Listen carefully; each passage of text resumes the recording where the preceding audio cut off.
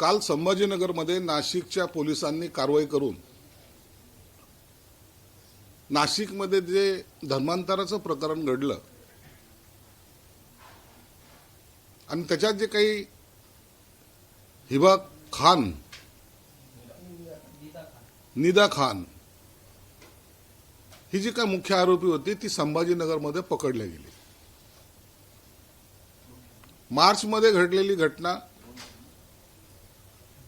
1.5-2 महिन्याच्या कालावधी त्यांनी आणखीन कुठे व्यतीत केला माहित नाही,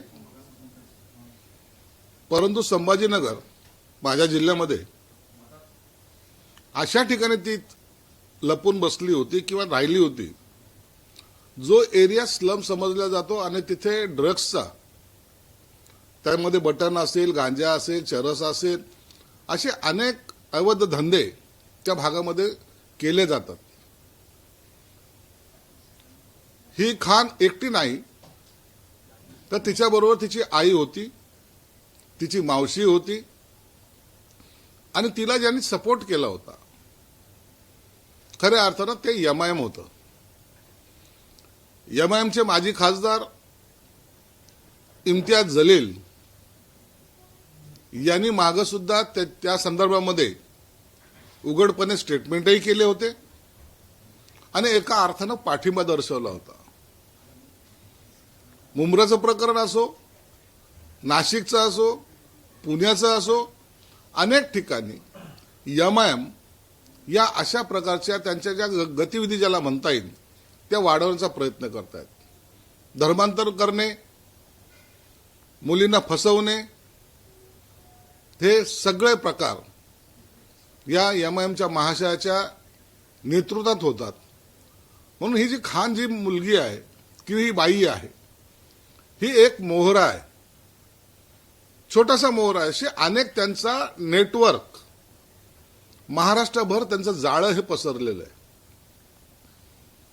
आपल्याला हे प्रकार नगरमध्ये पाहायला मिळतील, पुण्यामध्ये निश्चित पाहायला मिळतील, इव्हन संभाजीनगरमध्ये सुद्धा पाहायला मिळतील।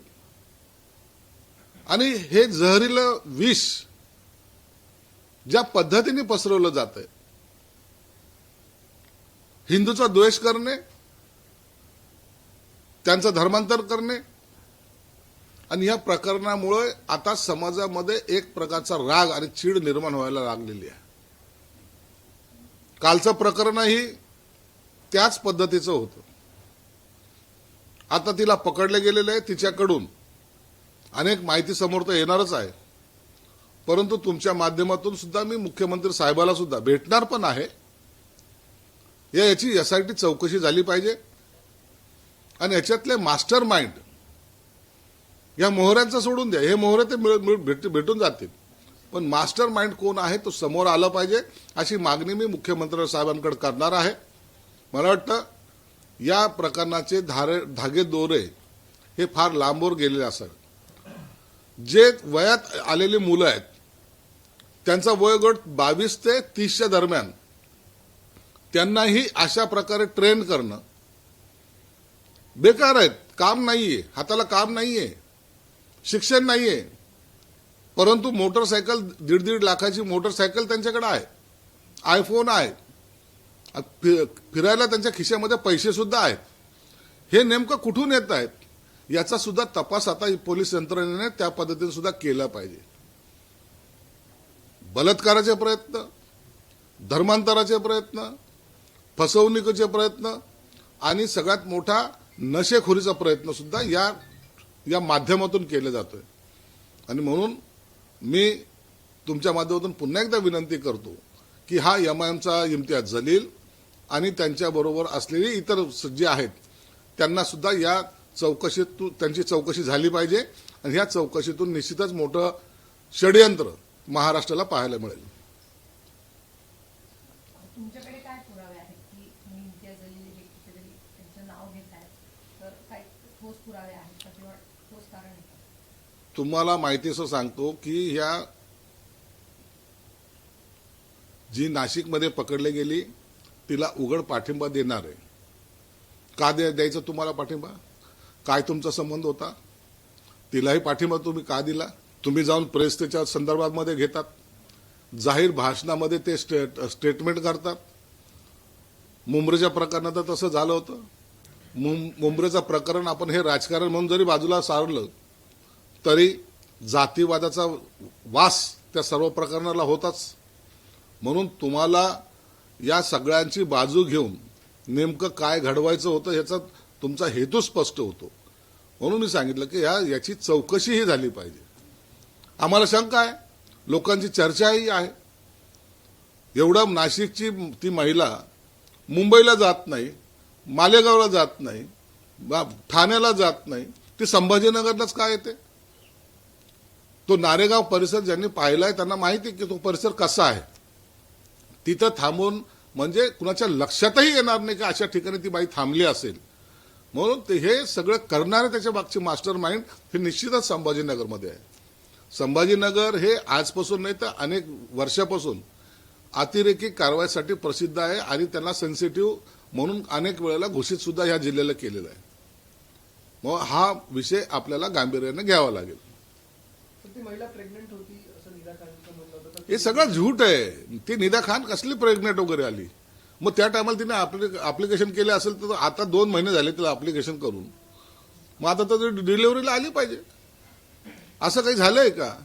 परंतु खोटे बनाव करून या पद्धतीला कसं डायव्हर्ट करता येईल आणि कशा पद्धतीने आपली सुटका होईल हा त्यांचा तो प्रयत्न होता. तर जवळपास 1.5 महिने तिला ती पोलिसांच्या हाती लागत होती. ज्या परिसरातून पकडली गेली तिकडे एमआयएमच्या लोकांचं काही वर्चस्व आहे का आणि त्यांनी तिला लपवून ठेवण्यात देखील मदत केली असं वाटतं?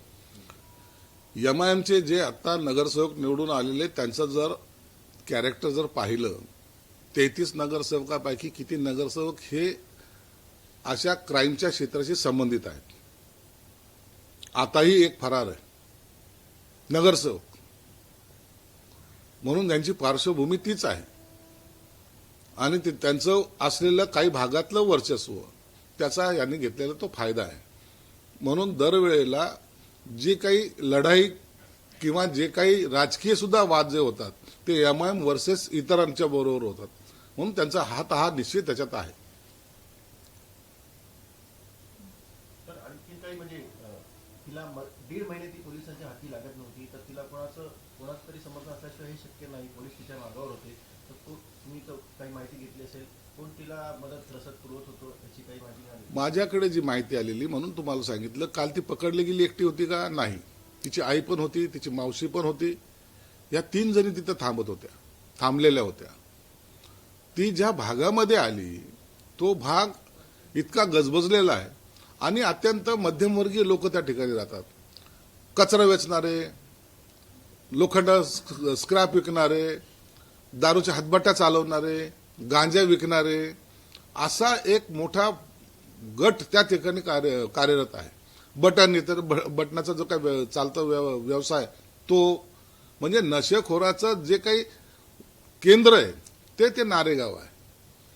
म्हणून काल जे काही पोलिसांनी धाड टाकून अटक केली त्यांना सुद्धा माहिती की त्यांना सपोर्ट कोणी केला. मी खात्रीलायक सांगतो, खात्रीलायक यामध्ये पूर्णपणे एमआयएमचा हात होता.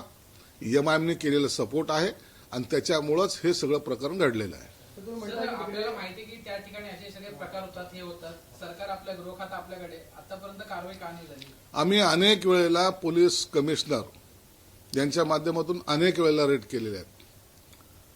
म्हणजे पुड्या नाही तर पोत्यांनी गांजे आम्ही तिथं पकडलेला आहे. बटन पकडलेले आहेत.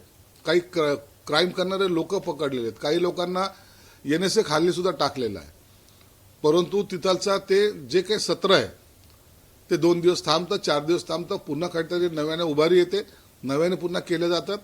हे जे काही 2 नंबरचे धंदे करणारे लोक आहेत ते आपल्याला सेफर साईड किंवा जागा सेफ जी कोणती आहे ती त्या भागात तेच त्यांना वाटते. म्हणून सगळे धंदे त्या ठिकाणी केले जातात आणि पोलिसही नेहमी त्याच्यावर ऍक्शनही घेत असते. तुम्ही पालकमंत्री आहात. पालकमंत्री असून सुद्धा तुम्ही ही सगळी तुमची उणिवा जी आहेत त्या मतदार तुमच्या विभागातल्या त्या तुम्ही सांगताय. कुठेतरी प्रशासन हतबल आहे का? पोलीस प्रशासन या सगळ्या संदर्भात गांभीर्याने कारवाई नाही करत आहे? पोलीस प्रशासनाने गांभीर्याने कारवाई केली पाहिजे. या संदर्भामध्ये जाहीर स्टेटमेंट मी त्या ठिकाणी दिलेले आहे. काही ठिकाणी पोलीस एकदम चारित्र्याचे स्वच्छ आहेत असं समजण्याचं काही कारण नाही. परंतु काही ठिकाणी पोलीस चांगलं काम करतात हेही मान्य करावं लागेल. मी जाहीरपणे हे स्टेटमेंट केलं होतं की पोलिसांनी अशा ठिकाणचे जे काही हप्तेखोर आहेत त्यांच्या त्या डिपार्टमेंटल्या लोकांवर सुद्धा कारवाई केली पाहिजे. आमच्याकडे देवगिरी टेक्सटाईल मिल आहे, त्याच्या बाजूला संध्याकाळच्या टायमाला हे गर्दुले सर्व बसलेले असतात, त्यांच्यावर कारवाई केली पाहिजे. हे अनेक वेळा सांगितलंय, परंतु कारवाई म्हणावी तेवढी दुर्दैवाने झालेली दिसत नाही. त्याचा परिणाम आज ती हिबा खान त्या ठिकाणी पकडली गेली. गृह खात्याचा फेल्युअर म्हणण्यापेक्षा पोलिसाचा जो काही कारवाई करायचा प्रकार आहे तो थोडासा कमी पडतोय आणि आता पोलीस मला वाटतं ऍक्टिव्ह होतील. परंतु कुठेतरी संभाजीनगरचे जे पोलीस कमिशनर आहेत ते या सगळ्या गोष्टींना घेऊन गांभीर्याने नाही आहेत का? कारण की सातत्यानं तुम्ही म्हणतात अशा प्रकारच्या ज्या काही घटना घडतात, धर्मांतराच्या असतील किंवा कोणाला लपायचा अड्डा संभाजीनगर बनतोय. छत्रपती संभाजी महाराजांचं नाव या शहराला आहे, त्यांचं नाव कुठेतरी खराब होतंय. नाही, मी पोलीस कमिशनरला स्पष्टपणे सांगितलेलं आहे की तुमच्याकडून आम्हाला जी काही कारवाई करण्याची अपेक्षा आहे ती तुम्ही फुलफिल केली पाहिजे. तुमच्या कोणत्याही पोलिसाकडून चूक होता कामा नये. गुंडाचा धाक पोलिसावर नसावा तर पोलिसांचा धाक हा गुंडावर असावा. परंतु काही लोकांचे जे काही लागेबांधे आहेत पोलीस खात्याशी, त्यामुळं असे प्रकाराला वाव मिळतो आणि मला वाटतं आता स्वतः मुख्यमंत्री साहेबांनी त्याची दखल घेतल्यामुळं हे सर्व प्रकार थांबतील अशी अपेक्षा आहे. सर, सातत्याने एकीकडे हे धर्मांतराचा विषय आहेतच, परंतु सातत्याने राज्यात महिला आणि मुली खरं तर विशेषतः सुरक्षित नाही आहेत. नसरापूरची घटना असेल किंवा अनेक राज्यभरामध्ये वेगवेगळ्या ठिकाणी घटना होताना पाहायला मिळतात. याच धर्तीवरती प्रश्न आहे की जसं तुम्ही संभाजीनगरमध्ये सांगितलं की पोलीस काम करत नाही, या ठिकाणी देखील पोलिसांचं काम जे आहे ते योग्य पद्धतीने सुरू नाहीये का? नाही, पोलिसाचं काम चालू आहे, परंतु त्याला पाहिजे तेवढा आक्रमकपणा नाहीये, हे मी मान्य करतो. कारण की पोलिसाचा धाक पाहिजे, धाक. मतदारसंघामध्ये अनेक शहरामध्ये अनेक खून होतात, आरोपी बिंदास फिरताना काही ठिकाणी पाहिले जातात. या मुलींचे जे प्रकरण घडलेले आहेत, अल्पवयीन मुलींवर झालेली रेपची घटना असतील किंवा खून असतील, ज्याला पाठबळ मिळाल्यासारखं वाटतं कधी कधी. आमच्यासारखा माणूस चिडून म्हणतो की त्या अरे अशा आरोपीला तुम्ही धरा, ठेचा, त्यांना रस्त्यावर त्यांची धिंड काढा. परंतु अनेक प्रकरणामध्ये जेव्हा पोलीस हतबल होतात त्या टायमाला हा सगळा आरोप हा गृह खात्यावर जातो, म्हणजे इनडायरेक्टली मुख्यमंत्र्यावर जातो. म्हणून अशा प्रकरणामध्ये पोलिसांनी सुद्धा सतर्क राहणं गरजेचं आहे. पोलीस काम करत नाही असा माझा आरोप नाही, परंतु ज्या पद्धतीने काम केलं पाहिजे त्यामध्ये कमी निश्चित आहे. सर, वेगळा प्रश्न. मुंबई महानगरपालिकेत सेना आणि भाजपसोबत सत्तेत आहे. नालेसफाईची पाहणी करत असताना महापौर ऋतू तावडे कुठेतरी संजय घाडी यांना, जे उपमहापौर आहेत, त्यांना डावलत असल्याचं दिसतंय. त्यामुळे शिवसेनेमध्ये प्रचंड नाराजी देखील आहे. दोन्ही महापौर आणि उपमहापौर यांचे वेगवेगळे दौरे आता निघून आले. मुंबई महानगरपालिकेला चांगलं करण्याचं, लोकांना सुविधा देण्याचं, लोकांच्या अडचणी समजून घेण्याचं काम आणि त्याबद्दल निवडणुकीमध्ये दिलेला सर्वसामान्य माणसाला आत्मविश्वास, ते काम करताना आता मग भाजपची महापौर आहे का शिवसेनेचा उपमहापौर आहे, यांनी सोबत काम करणं अपेक्षित आहे.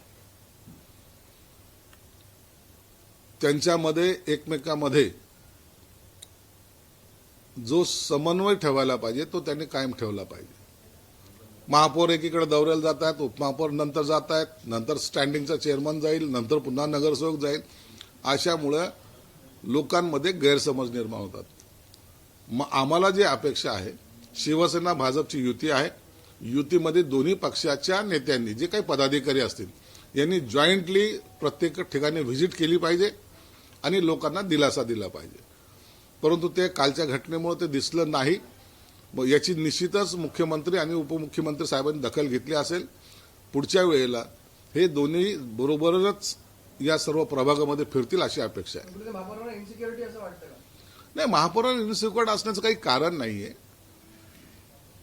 आणि आता पक्ष हा बाजूला, सर्वसामान्य हा माणूस आपला टार्गेट ठेवून आपण काम केलं पाहिजे. त्याला काय पाहिजे, त्याच्यासाठी आपण सर्वांनी मिळून, आता कोणी दुसऱ्या पक्षाचे जरी असले आणि ते जरी असे चांगल्या कामासाठी बरोबर येत असेल तर त्यांना सुद्धा बरोबर घ्यावं लागेल, घेतलंच पाहिजे, असं आमचं सगळ्यांचा त्यांना सुद्धा एक सूचना असणार आहे. कांदिवलीमध्ये खरं तर सुशोभीकरण असेल किंवा शौचालय बांधणे असेल, हे न करता त्या ठिकाणी राजकीय पक्षाची गोडाऊन आहेत. विशेष करून भाजप पक्षाची गोडाऊन आहे. म्हणजे 16 शौचालयांपैकी 10 शौचालय बांधलेच नाही, तर त्या ठिकाणी राजकीय पक्षाची गोडाऊन म्हणजे भाजपची गोडाऊन आहे. हे योग्य वाटते का? तो निधी ज्यासाठी दिला गेला आहे त्याची कामं केली जात नाहीत, मात्र पक्षाच्या कार्यालयासाठी. शासकीय निधी कोणताही असो, महानगरपालिकेचा असो, शासनाचा असो, त्याचा वापर हा राजकीय पक्षासाठी केला जाऊ नये, करता येत नाही. हे उघड सत्य आहे. असं जर कोणी केलं असेल तर तो शासनाच्या निधीचा अपव्यवहार त्याला म्हणता येईल. आणि तसं जर झालं असेल तर त्या संबंधित अधिकाऱ्यावर सुद्धा तुम्हाला कारवाई करता येते. सर शासनाचा निधी हा शासकीय कामासाठी आणि सर्वसामान्य माणसाच्या हितासाठी जे जे योजना आहेत त्यावरच वापरला जावा. सर आमदार रोहित पवार यांचं एक वक्तव्य जे आहे ते सध्या चर्चेत आहे. अजित पवार शेवटच्या काळात जे आहेत ते भाजपच्या विरोधात बोलले होते. त्यामुळे जर तुम्हाला आगामी काळात जर मुख्यमंत्री व्हायचं असेल तर तुम्हाला भाजपचा विरोध हा करावाच लागेल, अशा पद्धतीचं एक सूचक विधान रोहित पवार करतात. रोहित पवारांचा पहिल्यापासून भाजपच्या विरोधात असलेले स्टेटमेंट आपण पाहतोय, परंतु राजकारणामध्ये एकमेकाच्या विरोधामध्ये एखादं स्टेटमेंट केलं म्हणून पक्षाचा विरोध, मग अजितदादांनी त्यावेळेला पक्ष का सोडला नाही, तो सत्तेमधून बाहेर का पडले नाही, हे सुद्धा प्रश्न राहतात ना. आणि म्हणून अजितदादाच्या स्टेटमेंटचा गैरअर्थ घेऊन आपलं राजकीय समीकरण बसवण्याचा प्रयत्न रोहित पवार करतायत. मला वाटतं हे योग्य नाही. तपास निश्चित जलद गतीने झाला पाहिजे. त्यातून काय निष्पन्न होईल ते समोर आल्यानंतर त्यावर बोललं पाहिजे. आणि आजच्या घडीला राजकारणामध्ये त्यांच्या स्टेटमेंटनी काही उलटापालटा होईल अशी शक्यता सुताराम सुद्धा नाही. सर, काल सर, काल जय एक पवारांनी एक स्टेटमेंट केलेलं आहे की 2029 मध्ये सुनेत्रा पवारांनी मुख्यमंत्री व्हावं. कशा प्रकारे बघताय? ते चालतंय ना. आता तो मुलगाच आहे. आईने मुख्यमंत्री व्हावं ह्यात काय गैर काय? कोणत्याही, मी अनेक वेळा सांगत असतो की कोणताही पक्ष असेल त्या पक्षाचा नेता हा मुख्यमंत्री व्हावा, त्या पक्षाच्या कार्यकर्त्याची भावना असते, ती गैर नाहीये. सुनेत्र पवारसाठी राष्ट्रवादी अजित पवार गटाचे म्हणतील, एकनाथ शिंदे साहेबांसाठी आम्ही म्हणू, भाजपसाठी भाजपचे नेते म्हणतील. हे सर्व असलं पाहिजे, महत्वाकांक्षा ही असलीच पाहिजे. म्हणून त्यांनी केलेलं स्टेटमेंट काही गैर नाहीये, त्याला आम्ही गैर समजत नाही. त्यांची भावना त्यांनी व्यक्त केली. भविष्यामध्ये काय घडेल ते येत्या काळात आपल्याला पाहायला मिळेल. या स्टेटमेंटमध्ये लगेच बच्चू कडू देखील म्हणाले आहेत की जोवर आम्ही एकनाथ शिंदेना पुन्हा मुख्यमंत्री करत नाही तोवर स्वस्थ बसणार आहे. कुठे मुख्यमंत्री पदासाठी महायुती पुन्हा चढावट सुरू झाली का? असं नाहीये. बच्चू कडूने एक चांगल्या अर्थाने त्यांनी केलेलं स्टेटमेंट आहे. आम्हाला आमच्या नेत्याला मुख्यमंत्री होताना पाहायचंय आणि ते झाले पाहिजेत. त्यासाठी आमचाही प्रयत्न आहे. आम्ही प्रयत्न करायचा नाही का, आमची संख्याबळ वाढवायचं नाही का, हे सगळ्या गोष्टी जो तो पक्ष करत असतो आणि आम्ही पण तसंच करतोय, राष्ट्रवादी तसंच करतोय आणि भाजपही करतोय. म्हणून याच्यामध्ये चढाओढचा प्रश्न नाही, तर नेतृत्वाची कसोटी लागण्यासाठी पक्ष मजबूत करणं हा त्याच्या मागचा उद्देश आहे. सर अलीकडे 3 महिन्यापूर्वीच राज्याचे उपमुख्यमंत्री अजित पवार यांचा दुर्दैवी विमान अपघातात मृत्यू झाला आणि काल देखील खरं तर उपमुख्यमंत्री एकनाथ शिंदे यांचं हेलिकॉप्टर जे आहे ते भरकटलेलं होतं आणि त्यांना इमर्जन्सी लँडिंग जी आहे ती करावी लागलेली होती. खरं तर सातत्यानं उपमुख्यमंत्री एकनाथ शिंदे अशा काही धोक्याच्या घटनेतून सातत्यानं बचावताना पाहायला मिळतात. एक मित्रत्वाच्या नात्याने किंवा त्यांच्या काय सल्ला द्याल? काल एकनाथ शिंदे साहेब जेव्हा विमानतळाकडे चालले होते त्या टायमाला मी स्वतः नंदनवनला त्यांच्या बंगल्यावर होतो. मुरबाडला पाऊस सुरू आहे अशी बातमी सुद्धा होती, त्याचा मेसेजही आला होता. परंतु शिंदे साहेबांनी कार्यकर्त्याच्या घरी लग्न असल्यामुळं आपण गेलं पाहिजे, त्याच्यावर त्याचा आनंद त्याला दिला पाहिजे म्हणून स्वतःचा जीव धोक्यात घालून त्यांना वाटलं की वातावरण निवळेल आणि आपण तिथे लँड होऊ. परंतु तसं न होता जे मध्येच ठाण्याच्या पलीकडे जे काही वादळ आलं, त्यामुळं त्या वादळातून जो पायलट होता त्याने सांगितलं की पुढे जाणं शक्य नाही आणि ते पलटवलं. शिंदे साहेबांनी सुद्धा मी त्यांना विनंती करणार आहे, तुम्ही अशा या धोक्याच्या सूचना जेव्हा मिळाल्या त्या टायमाला अशी रिस्क घेऊ नका. अनेक वेळेला शिंदे साहेब थोडा जिद्द करतात, त्यांचा जिद्दी स्वभाव आहे. त्यांना असं वाटतं की आपल्यामुळं कार्यकर्ता दुखावला जाऊ नये. ही भावना जरी नीट खरं असली तरी त्यांचा जीव सुद्धा त्याच्यामुळे धोक्यात येऊ शकतो. हे कालच्या घटनेने पाहायला मिळालेलं आहे.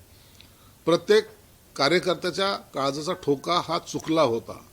आपण याची सुद्धा काळजी घ्या. शिंदे साहेबनी आता प्रवास करताना या सगळ्या गोष्टी सांभाळल्या पाहिजेत. त्यांचा प्रवास एका दिवशी 4-4, 5-5 जिल्हे क्रॉस करून ते सगळं कार्यक्रम आटपत असतात. ही आता थांबवली पाहिजे. कमी प्रमाणात हा प्रवास त्यांनी केला पाहिजे अशी आमची त्यांना विनंती राहील. सर, राज्याच्या महिला व बालविकास कल्याण मंत्री या आदिती तटकरे आहेत आणि त्यांच्याच या सगळ्या रायगड जिल्ह्यामध्ये जवळपास गेल्या 5 वर्षांपासून 16,000हून अधिक अल्पवयीन माता ज्या आहेत त्या त्यांच्या जिल्ह्यात आढळलेल्या आहेत. कशा पद्धतीने ही सगळी घटना बघतात त्या स्वतः महिला बालविकास कल्याणच्या मंत्र्यांच्या जिल्ह्यातील घटना? नाही, या संदर्भामध्ये पूर्णपणे कल्पना मला नाही. परंतु जर असं होत असेल तरी याचा अर्थ तिथं आणखीन साक्षरताचं प्रमाण कमी प्रमाणात असावं. मुली अल्पवयीन जेव्हा प्रेग्नेंट असतात याचा अर्थ बालविवाह त्या ठिकाणी होत असावे आणि म्हणून याची गंभीर दखल शासनाने घेतली पाहिजे. मला वाटतं तटकरे सुद्धा त्याची दखल घेतली असेल. पोलिसांनी सुद्धा याची गांभीर्याने दखल घेतली पाहिजे. उद्याच्याला ह्या घटना पुन्हा वारंवार वाढत जर गेल्या तर पुन्हा पूर्वीचा काळ बालविवाहाची जी पद्धत होती ती त्या जिल्ह्यात दिसते की काय असं चित्र निर्माण होईल.